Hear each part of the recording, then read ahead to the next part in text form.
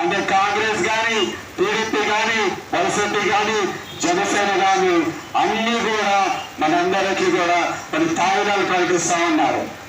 మీకు అది ఇస్తాం, ఇది ఇస్తాం, ఆ విషయాలు ఇస్తాం, ఈ విషయాలు ఇస్తాం, మరి రేషన్ బియ్యం ఇస్తాం, మరి కందిపప్పు ఇస్తాం, ఆవులు ఇస్తాం, ఇలా రకరకాల ప్రబలమాలు పెడతా ఉన్నారు.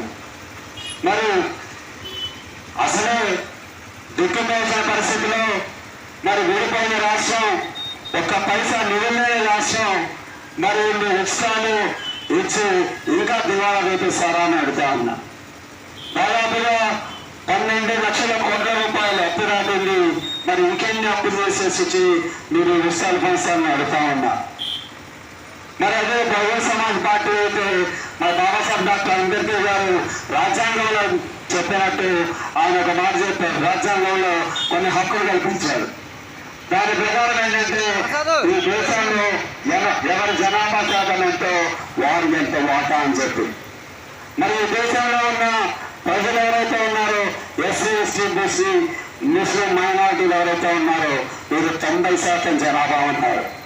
మరి 90% జనాభాకి 90% వాటా వస్తుంది భారత రాజ్యాంగం ప్రకారం. మరి మిగతా 10% వాళ్ళకి 10% వాటా వస్తుంది.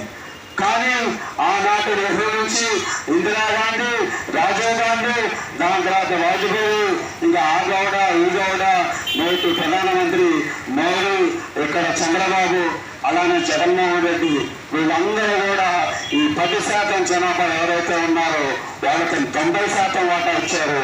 10% వాటా మన 90% జనానికి ఇచ్చారు. అందుకనే బహుజన్ సమాజ్ పార్టీ మీకు ఉత్సాహాలు ప్రకటించదు, మీకు తాయిలానివ్వదు, మీ కాళ్ళ మీద నిలబడే శక్తిని కనిపిస్తుంది. చేపలు పెట్టే ప్రోగ్రాం చేసింది, చేపలు పట్టే ప్రోగ్రాం చేసింది, మిగతా వాళ్ళకి చేపలు పెట్టే ప్రోగ్రాం చెబుతున్నారా? మరి మనకి వాటా కావాలో ఉత్సాహాలు కావాలో మీరు నేర్చుకోవాలి మిత్రులారా. మరి ఎంతో కాలంగా మనం మోసపోతా ఉన్నాం. ఇక నాకన్నా వయసు పెద్ద చాలా మంది తమిళనాడు వాళ్ళు ఉన్నారు.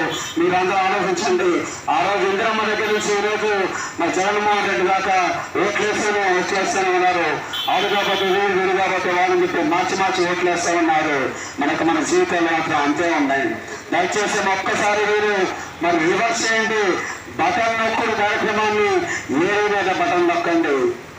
ఏరి మీద బటన్ నొక్కితే మన పిల్లల యొక్క భవిష్యత్తు బాగుంటుంది, మనకి మంచి రోజులు వస్తాయి. అదేవిధంగా మరి ఇంకో విషయం చెప్తాను. మన భారతదేశంలో మరి ప్రధానమంత్రి మోడీ బీజేపీ ప్రభుత్వం వచ్చి 10 ఏళ్ళు దాటింది. 10 ఏళ్ల నుంచి మన దేశం 25 ఏళ్ళు వెనక్కి వెళ్ళింది. రూపాయి మారక విలువైతే తగ్గిపోయింది. ఈ రోజు సంచలనంగా డబ్బులు తీసుకెళ్లి ఓ క్యారీ బ్యాగ్ లో సరుకులు తెచ్చుకోవాల్సిన పరిస్థితి ఏర్పడింది. నిత్యావసర ధరలు అయితే అదుపులేదు. 500 రూపాయలు తీసుకొని బయటకు వెళ్తే కనీసం ఒక సంచి ఉండట్లా. అర్థం చేసుకోండి. మన జగన్మోహన్ రెడ్డి చెప్తా ఉన్నాడు, నవరత్నాలు అంటాడు, ఇంకో ఆయన సూపర్ 6 అంటాడు, ఇంకో ఆయన సూపర్ 9 అంటాడు. మరి మీ ఇంటికి జగన్మోహన్ రెడ్డి చెప్తా వాళ్ళ టీం అంతా చెప్తా ఉంది, మీ ఇంటికి ప్రతి ఇంటికి 1.5 లక్షలు వస్తుంది, 2 లక్షలు వస్తుంది అని చెప్పారు. మాకు సరిగ్గా 2 నెలలకు కూడా ఆ లక్ష సరిపోట్ల అన్ని రకాల వస్తువులు పెరిగిపోతూ ఉంటాయి. 20-30 రూపాయలకి మన కేజీ బియ్యం వచ్చేది ఈ రోజు 60 రూపాయలకి అంతగా కేజీ బియ్యం రాట్లా. ఆయిల్ ధర అంట, గ్యాస్ అంట, అసలు కందిపప్పు అంట. నేను మొన్న మధ్య ఇంట్లో మా పిల్లలు వస్తూ ఉంటారు, కందిపప్పు కేజీ అంటే 175 రూపాయలు అంట. నేను ఎప్పుడు 80 రూపాయలు కొన్నా. మరి ఈ విధంగా జగన్మోహన్ రెడ్డి నువ్వు ఇచ్చే 10 రూపాయలు, నువ్వు ఇచ్చే 10,000, నువ్వు ఇచ్చే 15,000 రూపాయలు దేని మనకు